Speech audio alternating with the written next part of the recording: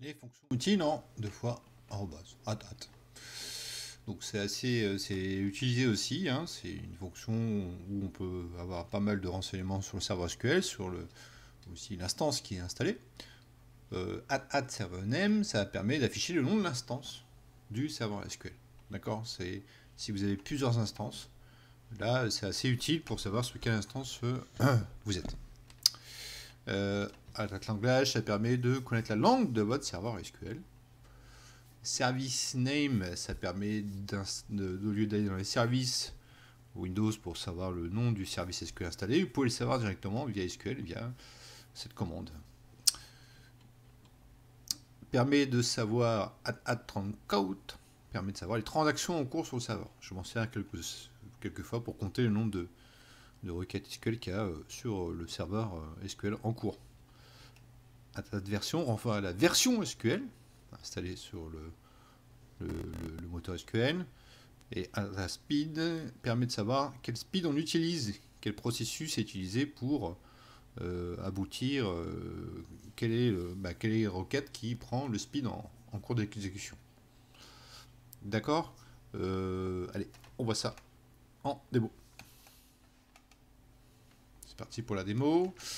Select add speed. Là, j'ai le speed 53. Je prends le processus 53 qu'on peut voir aussi en bas à droite. D'accord.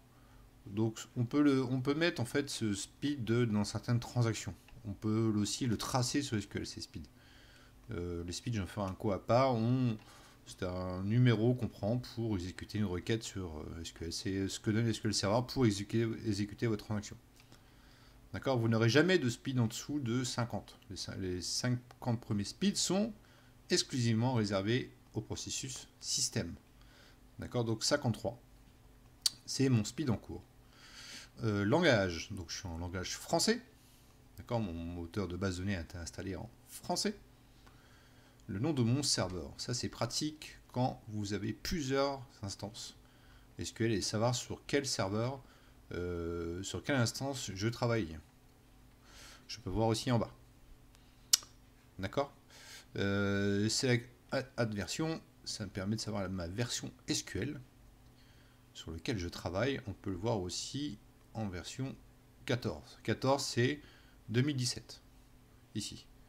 13 bah, c'est 2016, 15 c'est 2014, etc. etc.